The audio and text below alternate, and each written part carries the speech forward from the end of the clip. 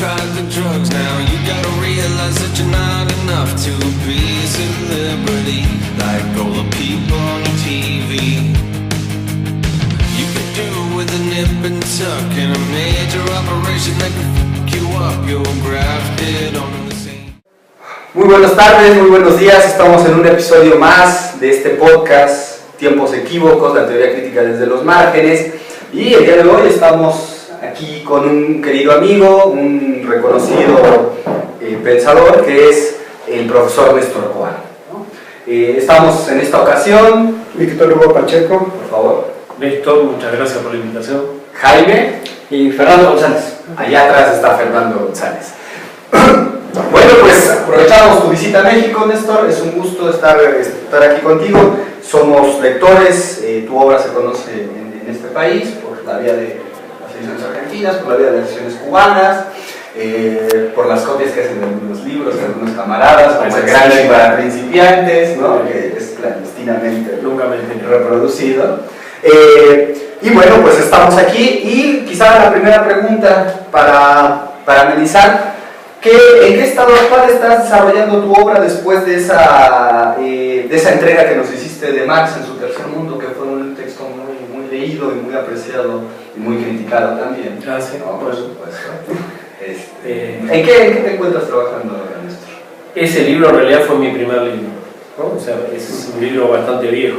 Mi primer libro nunca lo publiqué, pero el primero que publiqué fue Marx en su Tercer Mundo, que surgió a partir de un debate con compañeros comunistas de Chile. Yo había ido a Chile y me sorprendió, me acuerdo, al regresar, que todavía seguían defendiendo estos compañeros chilenos los manuales soviéticos del materialismo dialéctico, el materialismo histórico de los manuales soviéticos. Entonces, la primera reacción que tuve fue: les voy a enviar unos artículos que se discute esto, y la lectura de Lenin, ¿no? Un Lenin distinto al de los manuales soviéticos, y empecé a armar algo que después dije: no le mando nada, le voy a armar un libro con esto. Y ese libro, Marx en su Tercer Mundo, tardó como 5 años en publicarse. Es más, ni lo iba a publicar, porque como que ya me había aclarado algunas cosas a mí a partir de pensadores mexicanos, ¿no? Entre otros el viejo maestro Adolfo Sánchez Vázquez, un gran crítico del materialismo dialéctico, desde la izquierda y desde el marxismo, ¿no? Y entonces, así nació ese libro, en un debate de polémica política con amigos, ¿no? Con compañeros de Chile. Pero fue mi primer libro que publiqué, o sea, pasó un montón de tiempo. Después hubo una serie de historias, qué sé yo, de militancia. ¿Y en qué estoy ahora? Después de mucho tiempo, después de criticar el materialismo dialéctico y de ajustar cuentas con mi propia formación, porque yo de chico había leído esos manuales. Mi primer manual fue el de George Politzer, Principios Elementales de Filosofía, un compañero francés que murió en la tortura contra los nazis, ¿no? Era un combatiente contra los nazis, lo torturan y lo matan.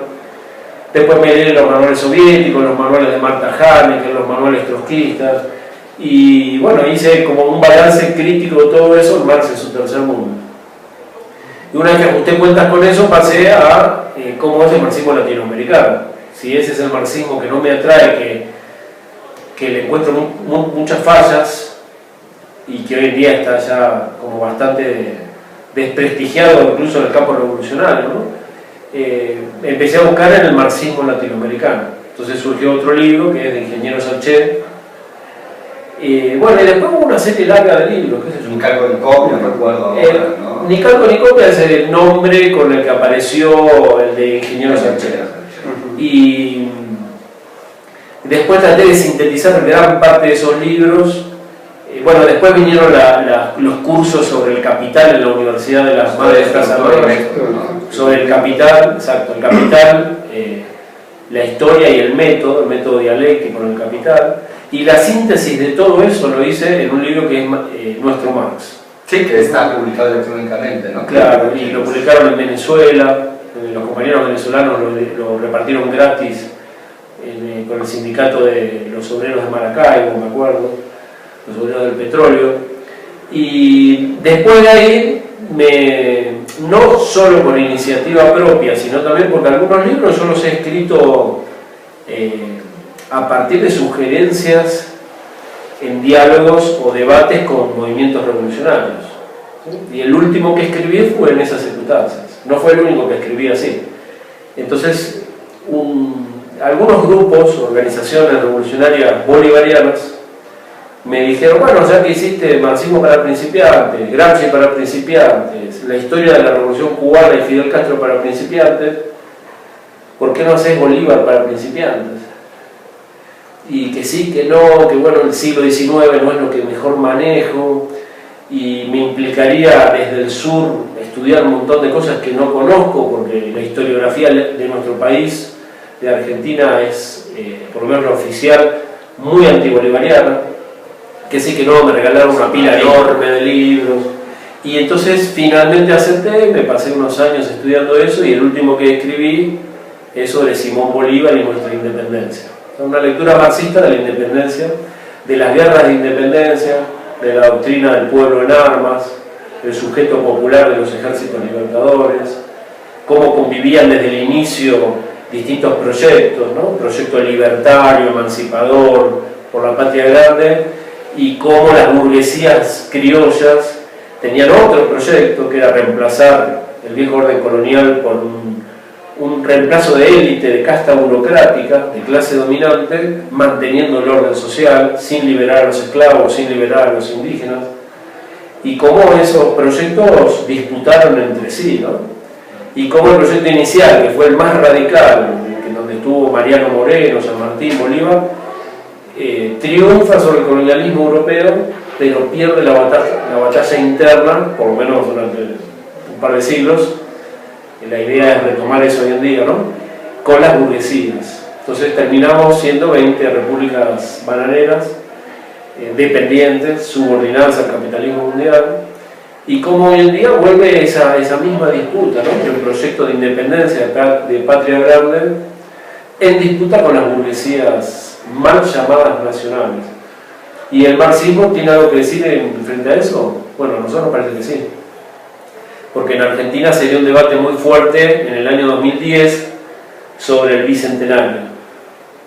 Y un segmento de la izquierda no quiso participar del debate, ¿no? Dijo que, bueno, que es un debate burgués, es una cortina de humo para ocultar las luchas obreras, que la identidad nacional, la identidad latinoamericana, el proceso de independencia no es un tema nuestro.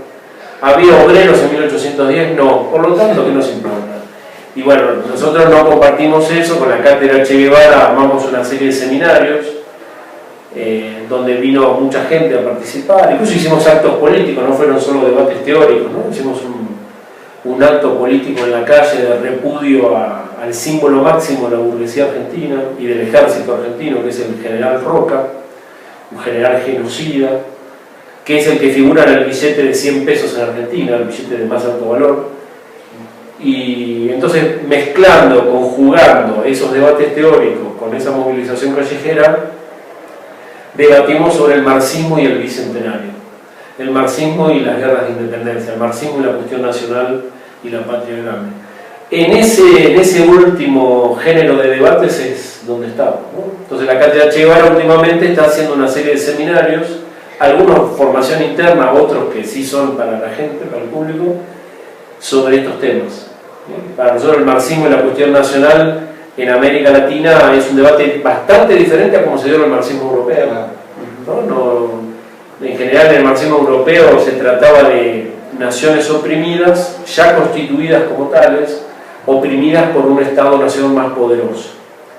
Entonces había que apoyar a la nación oprimida o a la nación más poderosa. Bueno, Rosa Luxemburgo, Lenin, Trotsky, el austromarxismo, un debate muy largo, ¿no? Marx y Polonia, Marx e Irlanda, pero en América Latina es distinto, porque acá la cuestión nacional está irresuelta para nosotros como América, ¿no? Nosotros lo analizamos desde el sur, pero sospecho que es para el conjunto de América. La nación está irresuelta, nunca se logró realizar ese proyecto inicial que logra derribar a los europeos después de 44 años de guerra, desde la primera insurrección de Tupac Amaru hasta la batalla de Ayacucho dura 44 años la lucha. En el medio se independiza Haití, ¿no? Y ese proceso de guerra y revolución, de guerra y lucha de clases, de lucha nacional y lucha de clases al mismo tiempo, dura 44 años, se triunfa sobre el colonialismo europeo, pero las burguesías locales se apropian de esos procesos y bueno, nos quedamos 200 años en el capitalismo dependiente. Entonces el marxismo tiene que dar alguna discusión al respecto, nosotros pensamos que sí. Eso es lo último que en lo que estoy. Una gran discusión y con una impronta gramsciana además, se nota claramente, sí. El debate es importante. Víctor. Sí, bueno, a mí me surge una pregunta, ¿no? Sobre todo en el marco del proyecto que tenemos de tiempos equívocos, una teoría crítica desde los márgenes. Me llama la atención el hecho de que entre las diversas lecturas que se pueden hacer de Mariátegui, tú tienes una muy especial, ¿no? Sobre todo ahí en el libro que menciona, ¿no? De Ingeniero Sánchez, lo ubicas dentro de una tradición específica, ¿no? La tradición arielista, ¿no? Contrario precisamente a otro tipo de lecturas que se pueden hacer de Mariátegui sobre el socialismo indoamericano, ¿no? La pregunta más bien diría, ¿qué actualidad o cómo revalorar la figura de Mariátegui en este momento? ¿Es pertinente? ¿Se puede sacar o aprender, seguir aprendiendo de una lectura sobre Mariátegui en América Latina ahora? Las preguntas son contundentes. A ustedes les gusta joderme. No, me parece súper interesante la pregunta. Quiero aclarar algo. Esta tesis del libro, ese libro que mencionás, de Ingeniero Sánchez, es verdad que tratamos de hablar de un marxismo arielista, que en realidad el término ni siquiera lo empleo yo, lo emplea el prologuista, que es Michael Lowey, haciendo un balance de todo el libro, pero yo lo reconozco como tal. En primer lugar, no se opone al socialismo indoamericano, no es una oposición, no hay que elegir un mariateguismo arielista o un mariateguismo indoamericano, no, son dos miradas complementarias. Lo que a mí me interesó indagar era, digamos, algo menos transitado en los estudios sobre el marxismo latinoamericano y Mariátegui, porque el marxismo de Mariátegui, este compañero peruano de la década del 20, que es por primera vez el que empieza a reflexionar sobre el problema indígena y sobre la cuestión nacional irresuelta en América Latina, digamos, su análisis sobre la problemática indígena es bastante conocida y de una actualidad enorme, ¿no? A diferencia del indianismo, indigenismo, como lo queramos llamar, posmoderno, que plantea, digamos, una tesis excesivamente identitaria, ¿no? Una disyuntiva dicotómica, o vamos con el marxismo o vamos con el indigenismo, como si fueran dos corrientes opuestas, y una crítica muy dura al marxismo que habla en términos de clase, como si hablar en términos de clase fuera, digamos, antagónico con plantear el problema de la comunidad indígena. Entonces, la reflexión de Mariátegui, a diferencia de ese indigenismo posmoderno, en general universitario, ¿sí? Porque sospecho que los propios pueblos originarios no son posmodernos, en general son los intelectuales universitarios que hablan en nombre de los pueblos originarios, los que son posmodernos. Pero bueno, ese Mariátegui, que reflexiona de manera muy lúcida y muy original sobre la problemática indígena, es más conocido. A mí lo que me interesó es tratar de indagar en aspectos menos transitados, que es sobre el papel de la cultura en el marxismo. No porque Gramsci todo el mundo lo conoce, pero en el caso latinoamericano, la tesis del libro es que hubo una corriente, quizás heterogénea, diversa y a veces incluso difusa, que no era específicamente marxista, que es la corriente del modernismo, ¿no? El modernismo no entendido como lo llaman los escritos académicos europeos como sinónimo de vanguardia estética, ¿no? Los europeos le dicen modernismo y los yanquis también a la vanguardia estética. No, el modernismo latinoamericano, que es algo distinto, es una corriente donde está José Martí, Rubén Darío y una serie de escritores de fines del siglo XIX, que a nuestro modo de ver, de ahí nosotros aprendimos bastante de estudios cubanos, como los de Roberto Fernández Retamar, ese modernismo latinoamericano no es solo una escuela literaria, sino que tiene un componente antiimperialista muy radical, pero de un antiimperialismo que, complementario al de Lenin, imperialismo fase superior del capitalismo, es un antiimperialismo donde la clave está en la cultura. Entonces la tesis del libro trata de indagar en cómo Mariátegui recupera esa corriente, recupera ese antiimperialismo en términos culturales, pero no solo Mariátegui, Julio Antonio Mella, Deodoro Roca y gran parte, porque al joven Fidel Castro también se sabía de memoria José Ingenieros, Armando Hart Dávalos, que le hace el prólogo a la edición cubana de ese libro, el antiguo ministro de Educación en Cuba, que hizo la alfabetización. Cuando vino la cátedra Che Guevara nuestra, empezaba a recitar de memoria El hombre mediocre de José Ingenieros, se lo sabía de memoria, y dijo: todos los que asaltaron el cuartel Moncada el 26 de julio de 1953, todos se sabían de memoria El hombre mediocre.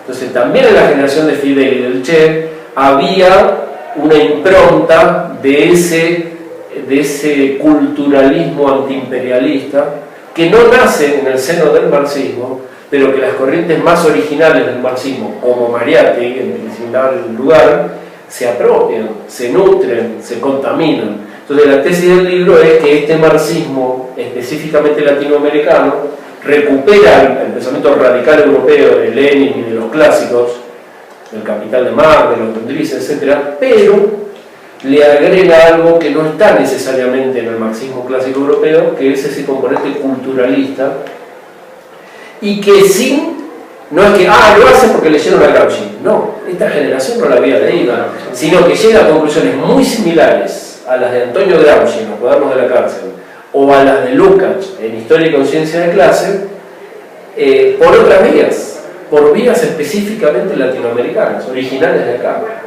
¿no? Por ejemplo, los manifiestos de la Reforma Universitaria de Córdoba, y de ahí todo lo que se multiplica, tienen una impronta muy fuerte del modernismo, ¿no? Una oposición romántica entre la civilización capitalista norteamericana, cuyo símbolo máximo es el dólar y el mercado y el predominio del valor de cambio, versus la cultura latinoamericana, donde ahí aparece Ariel de Rodó, donde predominan los valores cualitativos, ¿no? Entonces es una oposición entre civilización versus cultura, lo cuantitativo versus lo cualitativo, el dólar versus la unidad latinoamericana. Es digamos, como una resignificación de componentes románticos de la cultura europea, una aproximación que converge con el marxismo culturalista de Gramsci y de Lukács, pero desde América Latina. Y lo que se intenta plantear en el libro es que Mariátegui, junto con el Che Guevara y tantos otros, hacen esa síntesis, ¿no? Por eso es un marxismo mucho más rico. Cuando el marxismo del Che dice: vamos a tratar de priorizar los estímulos morales sobre los estímulos materiales, el socialismo económico solamente no me interesa, sino es también al mismo tiempo una lucha contra la alienación y la creación de una nueva subjetividad. Todas esas formulaciones del Che Guevara tan famosas tienen que ver también con esta mirada de Mariátegui de recuperar la cultura rebelde, incluso la que está fuera del marxismo, y hacer dialogar al marxismo con esa cultura rebelde, no oponerlos, como hicieron otras corrientes mal llamadas ortodoxas, que trazaron una dicotomía: o elegís ese culturalismo antiimperialista o sos marxista. Tenés que elegir, porque es una dicotomía. El posmodernismo se basa en la misma dicotomía: o defiendo a los pueblos originarios o soy marxista. Bueno, lo interesante de este marxismo latinoamericano, acá te respondo, por eso que la respuesta es el punto de llegada, ¿no? Mariátegui tiene una vigencia enorme para responder a estas dicotomías posmodernas, donde este marxismo que recupera el culturalismo antiimperialista, heredero del modernismo, ¿sí? La famosa oda a Roosevelt de Rubén Darío, donde hay una oposición entre los pueblos latinoamericanos y el imperialismo yanqui, tiene que ver con esto. La mirada de José Martí, ¿no?, sobre nuestra América tiene que ver con esto. Todo eso después pasa a la Reforma Universitaria de Córdoba, y a través de los manifiestos estudiantiles se expande en toda la izquierda revolucionaria, en Mariátegui, en Mella, en Deodoro Roca, ¿no?, y llega hasta Che Guevara y hasta la generación que asalta el cuartel Moncada. Entonces este marxismo latinoamericano rompe y supera las dicotomías del viejo marxismo esquemático puramente economicista, que hoy en día ya no convence a nadie, y del posmodernismo académico, antimarxista, reaccionario, que acompañó al neoliberalismo y que nos acusa a los marxistas de no comprender la cuestión indígena, de no entender nada de la cultura, de no comprender América Latina, etc. Entonces el marxismo latinoamericano creo que tiene una enorme riqueza porque puede dar cuenta de esos debates superando las dicotomías. Creo que esa es la vigencia. No basta con decir, sí, viva mañana. No, tiene, digamos, una reflexión que te permite debatir, incluso en la academia, principalmente en los movimientos populares, que es lo que a nosotros nos interesa, pero incluso con los profesores estos que han comprado con ojos cerrados el rechazo posmoderno al marxismo, nos permite discutir y ganarles los debates. Hay que perder el miedo a debatir con esa gente, porque durante 20 años estuvimos a la defensiva. Hay que defender al marxismo, porque ellos decían que estaba viejo. Es hora de retomar la ofensiva ideológica y salir, ir por ellos, digamos, ir y acusarlos, impugnarlos. Nosotros tenemos una teoría mucho más comprensiva que la que ustedes tienen. Ya pasó en los 5 minutos de fama del postmodernismo, ya pasaron. Como pasó el tiempo del neoliberalismo, me parece a mí. Fernando. Pues para finalizar, cuando sacamos a los 20 minutos, Dale. pues sí, Néstor, pues otra pregunta que espero que sea contundente, ¿no? ¿Cómo vivir sin trabajar? ¿Cómo vivir sin trabajar y Sí, a la verdad. No, aparte, eso me lo cuentas afuera de la cámara. Eso lo dice Guillermo de Marx en el derecho a la prensa. Sí. La idea precisamente de la relación Marx-América Latina, ¿no? Marx América. Otra gran pregunta. Sí, junto está José Rico, ¿no? Chaboya, Con su Marx y América Sí, Latina. sí. Encuentros y desencuentros. ¿Tú cómo lo ves? Una relación compleja, muy complicada. Carlos Marx vivió en un mundo muy pequeño. Él le escribe a un médico, amigo de él, creo que era médico, se fue a vivir a Estados Unidos, no sé cómo se pronuncia, pero en la correspondencia figura Weidemeyer, no sé cómo se pronuncia en su original, pero le dice Marx: qué pequeño es nuestro mundo. Las generaciones del futuro se van a avergonzar de qué pequeño es nuestro mundo. Marx, el pensador de la totalidad, tenía conciencia de que su mundo era muy pequeño, ¿sí? Que su mundo era muy europeo y a lo sumo norteamericano. El joven Marx tiene una impronta del eurocentrismo, ¿por qué no lo vamos a reconocer? El propio Che Guevara lo dice en notas sobre la ideología de la Revolución Cubana, ¿no? Donde dice, bueno, nos declaramos marxistas obviamente, pero no aceptamos la mirada de Marx sobre Bolívar, no aceptamos la mirada de Engels sobre los pueblos sin historia, algunos juicios sobre la conquista norteamericana de México, tampoco estamos de acuerdo, y sin embargo somos marxistas 100%. Yo creo que ese espíritu crítico de Marx del Che hacia Marx, siendo marxista, es el que debemos recuperar. Entonces, ¿por qué no aceptar que Marx tuvo una impronta eurocéntrica en sus orígenes? Era hijo de su tiempo, era un discípulo de Hegel. Si él en la el epílogo de la segunda edición del Capital explícitamente reconoce: me declaro discípulo de ese gran pensador que descubrió el método dialéctico, ¿no? Se declara discípulo de Hegel. Hegel tenía una mirada un poco crítica sobre América, aunque últimamente en el 2005 apareció un libro muy interesante sobre Hegel y Haití, como en la dialéctica del señor y siervo de la fenomenología del espíritu hay una presencia muy fuerte de la rebelión de los negros de Haití, ¿no? Entonces también tenemos que empezar a repensar si Hegel era tan eurocéntrico como siempre nos contaron, o en la propia fenomenología del espíritu de Hegel está la presencia de la rebelión de los esclavos negros de Haití, que creo que ese libro Hegel y Haití es muy sugerente, ¿no? Pero en fin, en la filosofía de la historia, Hegel tiene una serie de observaciones sobre América Latina, de las cuales Marx, en sus comienzos, no se pudo desembarazar. Entonces, en el Manifiesto Comunista, él habla de una oposición entre civilización y barbarie. ¿Y quién es la civilización para Marx? Inglaterra, Francia, Alemania y a lo sumo Estados Unidos. Todo el resto del mundo es la barbarie. Y América Latina está dentro de la barbarie. Y dice otra frase muy dura, otra expresión: el idiotismo rural. Las sociedades predominantemente rurales, campesinas, estaban sumidas en un idiotismo. Había un elogio muy fuerte en el Manifiesto Comunista de la modernidad, del mundo urbano, del proletariado industrial urbano europeo. Pero el propio Marx, a medida que comienza a investigar el sistema capitalista mundial empieza a estudiar, entre otras cosas, el comercio exterior de Inglaterra. Y al estudiar el comercio exterior de Inglaterra descubre que del otro lado del comercio exterior de Inglaterra está la India, están las colonias, está China. Entonces, estudiando Inglaterra, su propio camino metodológico lo conduce a ampliar la mirada, porque del otro lado del imperio están las colonias.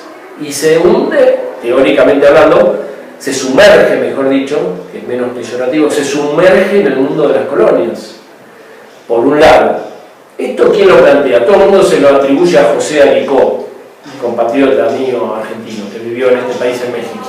Pero en realidad creo, aunque Aricó no lo cita, yo lo leí en el libro, primero leí en Aricó, pero después, en la formación del pensamiento económico de Marx, de Ernest Mandel, está esta tesis.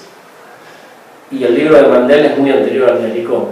Aunque Aricó no lo cite, creo que por lo menos uno de los compañeros que primero lo vio fue Mandel, antes que Aricó. El libro de Aricó, Marx y América Latina, ese que me preguntas, es muy interesante, pero tiene un montón de ideas muy sugerentes que no son de Aricó.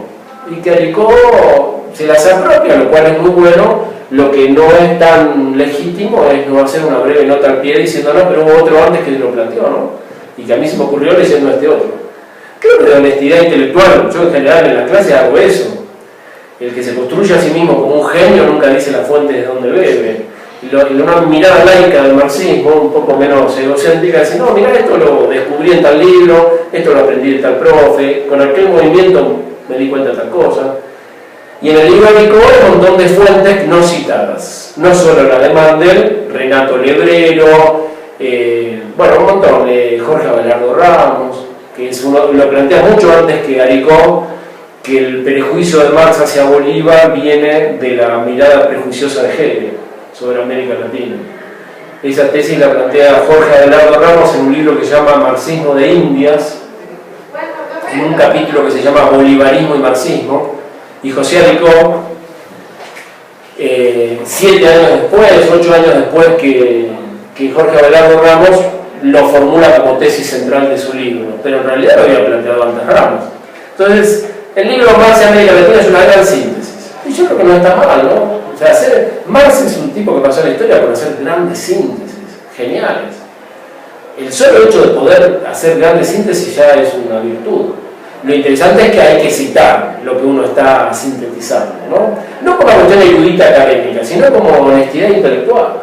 Entonces, esta idea de que a Marx se le ocurrió pensar en el mundo colonial y periférico a partir del estudio del comercio exterior de Inglaterra, la plantea Mandel antes que Aricó, en la formación del pensamiento económico de Marx. Por un lado. Por otro lado, Engels, su gran amigo, tenía una novia irlandesa, que es una parte del culebrón latinoamericano, parecería, ¿no? Pero nosotros nos apropiamos de América Latina al marxismo. Así que, ¿por qué no meter la novela y el culebrón? La novia de Engels era irlandesa. Para los latinoamericanos, un irlandés y un inglés son dos más o menos iguales, son todos rubios, ojos celestes, los vemos como tipos de afuera. Pero entre ellos no es así, porque uno es la metrópoli y el otro todavía hoy todavía es la colonia, ¿no? En el cine de Ken Loach aparece mucho esto de los inmigrantes al interior de Gran Bretaña que van a Londres, ¿no? O a otro país, otras ciudades inglesas. Y tener una novia de Irlanda fue un gesto de modernidad muy grande para Engels, porque en esa época no estaba bien visto para un señor burgués. El gentleman, como un bon vivant, un hombre que le gustaba disfrutar de la vida, que tenía cierto nivel económico, que lo compartió con Marx. Tener una novia irlandesa no era lo más respetable, ¿no? Y Engels era muy moderno en eso, le importó un carajo, con todo respeto, esos prejuicios. Tuvo una novia irlandesa que lo llevó, siendo muy joven, a recorrer los suburbios de Londres y de otros lugares, de Manchester, de otras ciudades inglesas, no recuerdo ahora cuáles eran exactamente, pero de varias ciudades inglesas donde la clase obrera inglesa vivía muy mal, la clase obrera, perdón, de origen inmigrante vivía muy mal. Entonces él escribe la situación de la clase obrera en Inglaterra. que es una descripción sociológica y antropológica y urbanística, y en un punto ecológica, muy buena de Engels, pero una de las fuentes es esta compañera de amores y de vida que él tuvo, que le permitió a este muchacho de origen alemán conocer la periferia. Bien, su novia irlandesa era una simpatizante muy fuerte del movimiento independentista de Irlanda, que incluso era un movimiento que actuaba con armas en la mano. A partir de ahí, Marx y Engels simpatizan mucho, se nutren del movimiento independentista de Irlanda y terminan simpatizando con ese movimiento independentista. Y terminan formulando una hipótesis muy buena, que hasta que no se libere el pueblo irlandés, no se va a poder liberar el proletariado de Inglaterra, que invierte la ecuación del manifiesto, ¿sí? Donde primero se tiene que liberar el proletariado urbano, industrial, europeo, civilizado, para que después se liberen las colonias.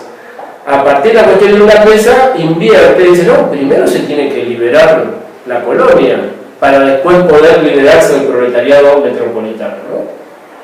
Hay un escritor argentino muy polémico, yo lo he criticado mucho, pero reconozco que tiene algunas ideas interesantes, Jorge Abelardo Ramos, que mencioné, que trata de rastrear de dónde sale la frase de Marx: un pueblo que oprime a otro pueblo no puede ser libre. Tan importante para América Latina, ¿no? Para entender esta mirada de Marx descolonizadora.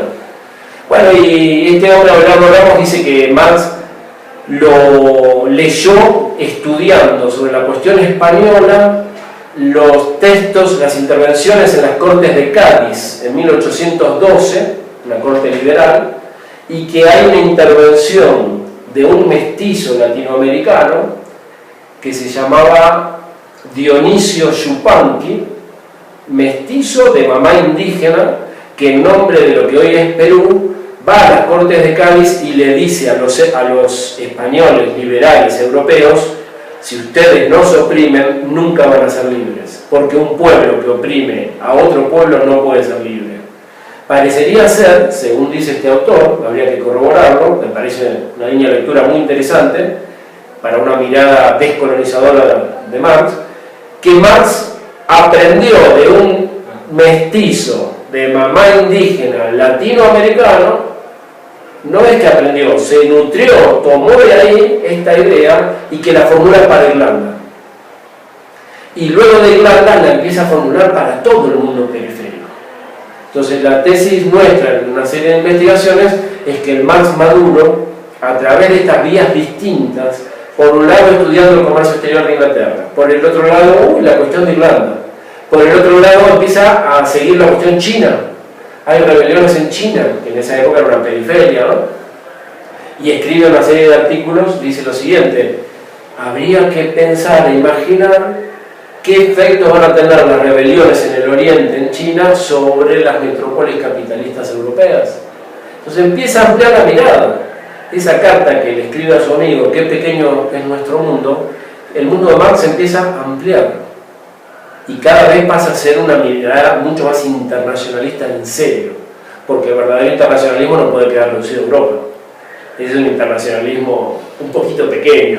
El internacionalismo de verdad tiene que abarcar el planeta entero, ¿no? Y por lo tanto tiene que abarcar las colonias. Y no solo se amplían las colonias. El último Marx termina escribiéndole a Vera Zasulich, le responde una carta a esta militante populista rusa, diciéndole cómo va a ser el tránsito al socialismo en Rusia, que a otro país periférico. No tengo idea. Yo lo que planteé fue para Europa Occidental. Al seguir otros caminos uno no lo sabe. Entonces, fíjate cómo Marx, a medida que va avanzando en su obra y en su investigación, amplía la mirada, descentra su eurocentrismo y comienza a otorgar al mundo colonial, periférico y dependiente, sea del interior de Europa o sea de otros países, un lugar central. En todo ese viraje que va haciendo Marx, que lamentablemente se muere, hay que también agregar los manuscritos etnológicos de Marx, que escribe al final de su vida, donde empieza a investigar cómo fue las primeras comunidades antiguas, no occidentales, empieza a indagar a partir de Morgan, de Kowalewski y de otros antropólogos típicamente evolucionistas del siglo XIX como Morgan, empieza a indagar otras vías de desarrollo paralelas a las de Europa Occidental. O sea, empieza a indagar en su laboratorio mental tránsitos históricos no eurocéntricos. ¿Qué es lo que en el siglo XX va a recuperar la teoría de la dependencia, la teoría del sistema mundial, Samir Amin, mucha otra gente, ¿no? La teoría, no sé, de Frank Fanon, de Aimé Césaire, de críticos del colonialismo, pero ya en la obra de Marx está esta indagación.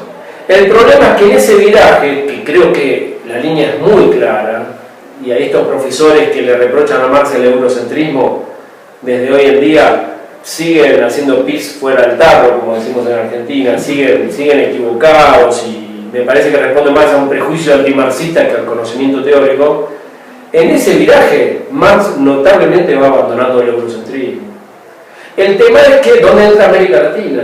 Porque no llegó a aplicar estas miradas ampliadas que revisaban su propia teoría, al punto que, por ejemplo, en esa carta con Vera Sassulich, y sobre todo en los borradores de esa carta, que son 30 veces más largos que la carta, le dice, escribe que, por ejemplo, la dominación británica en la India no trajo progreso, sino más bien todo lo contrario para el pueblo colonial. Cuando él había escrito una serie de artículos sobre la dominación británica en la India en 1853, que de alguna manera aplaudía ese avance colonial, cuestionándolo en el terreno ético, pero apoyándolo a partir de un supuesto progreso del desarrollo de las fuerzas productivas. El último Marx, 30 años después, hace un balance completamente distinto. Dice, no, hago un balance y me doy cuenta que Inglaterra en su dominio colonial no hizo avanzar a la India para nada, la retrocedió, ¿no? Le impidió desarrollarse. Y América Latina es la gran pregunta pendiente, porque lo que nos dejó es ese escrito que es muy malo, ¿no? Retomo esta evaluación del Che Guevara, porque realmente es muy malo, sobre Simón Bolívar. Un escrito que publicó la Nueva Enciclopedia Americana, de un editor, Charles Dana, progresista, un liberal progresista de Estados Unidos, y en 1858, si no recuerdo mal, 57-58, ahí los distintos biógrafos tienen discrepancias sobre el mes exacto que lo escribió. Marx hace un ensayo biográfico sobre Simón Bolívar que está repleto de equivocaciones, de juicios despectivos, ¿no? Es un escrito profundamente antibolivariano, muy poco feliz. A mi modo de ver, que le dediqué bastantes años de mi vida a leer a Marx, es lo peor que le escribió en su vida. Pero bueno, hay una serie de estudios de que las fuentes en las que Marx se basó eran las del Museo Británico, y las únicas que estaban ahí eran de ex oficiales de legiones extranjeras que habían combatido junto a Bolívar y que por distintas causas habían entrado en enemistad con Bolívar. Incluso uno de esos escritores después se arrepintió y le mandó una carta a Bolívar pidiendo disculpas de todo lo que había escrito mal de Bolívar.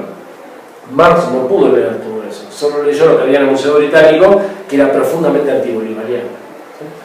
Entonces, me parece que queda abierta la cuestión, ¿sí? No hay una respuesta taxativa. Creo sí que Marx fue rompiendo con el eurocentrismo, amplió su mirada, empezó a indagar no solo en los escritos periodísticos, en los apuntes etnológicos, en la correspondencia, etc., vías de desarrollo distintas a las eurocéntricas, que hoy están en discusión, pero sobre América Latina quedó abierta la cuestión. Entonces creo que el gran error no pertenece tanto a Marx, sino a los que 80 años después reflotan esos escritos y vuelven, y con esto cierro, ¿no? Y vuelven a esta dicotomía de que tengo que elegir o la cultura latinoamericana o Marx. Entonces los que reflotan estos escritos de Marx, por ejemplo este ensayo tan poco feliz sobre Bolívar, terminan poniéndolos en una falsa dicotomía. O seguimos siendo marxistas y escupimos sobre Bolívar, por lo tanto rechazamos el proyecto de la patria grande, seguimos esperanzados que el proletariado británico nos libere, lo cual hoy genera risa, con todo respeto, por otro lado caemos en los brazos pegajosos del populismo antimarxista y burgués y posmoderno hoy en día, que nos dice, nos vamos con las culturas latinoamericanas, abajo del marxismo, escupamos sobre la bandera roja, me cago en el socialismo, ¿no? Entonces esta falsa dicotomía creo que es errónea. Entonces el marxismo contemporáneo me parece que tiene que recuperar esta mirada descolonizadora de Marx y someter a crítica, ¿por qué no?, algún escrito poco feliz de Marx. Porque el corazón del marxismo, ¿dónde está? En última instancia está en ese espíritu de rebeldía, en esa concepción rebelde que plantea que la rebelión es legítima, y en el método. Y a partir de una concepción rebelde, libertaria del marxismo y del método dialéctico, uno puede incluso discrepar con una que otra afirmación puntual de Marx, porque Marx no es un texto sagrado que hay que recitarlo de memoria, sino también se pueden discutir tesis de Marx. Si Marx no pretendía construir una nueva filosofía universal de la historia, ¿no? Entonces me parece que esta sería una breve síntesis donde la pregunta queda abierta porque Marx la dejó abierta, y estaría de las nuevas generaciones marxistas tratar de profundizar en esto, ¿no? Lamentablemente, incluso en Argentina, el año pasado salió un artículo diciendo Marx tenía razón, Bolívar bonapartista de mierda, no sé cuándo. Todavía hoy en día siguen diciendo eso, y creo que así son buenos discípulos de Marx. A mí me da vergüenza ajena esa posición, ¿no? Que el profesor Arturo Chabonia escriba un libro, una tesis academicosa de lo peor contra el marxismo, a mí no me sorprende. A mí no me sorprende, porque la academia en general ha sido reacia al marxismo. Que el periodista y profesor de tanta presencia mediática en Argentina, José Pablo Feynman, diga que Marx es un pensador del Imperio Británico, desconociendo la revisión que hace de su propia teoría, a mí no me sorprende. Lo que sí me sorprende es que los propios marxistas terminen reivindicando esos materiales tan cuestionables, ¿no? Eso me sorprende, me molesta, me incomoda. Y creo que hay que someterlo a discusión. Respetuosamente, pero hay que someterlo a discusión. Bueno, pues con esto damos concluido. Agradecemos a un compañero allá, a Néstor, a los compañeros de grado cero por facilitarnos el material, y al compañero de marxismo crítico que tanto colaboró. Nuestro compañero Charlie. Para estar contigo, ¿no? También le guardamos a Charlie, que ya ahora sigue hablando. Y por supuesto al posgrado de estudios latinoamericanos, a la doctora Guadalupe Valencia, doctor José Gandarilla, que son los artífices de la presencia de Néstor, porque la presencia de Néstor. Estamos pudiendo viajar. Entonces, pues nos vemos. Hasta la próxima. Gracias a todos.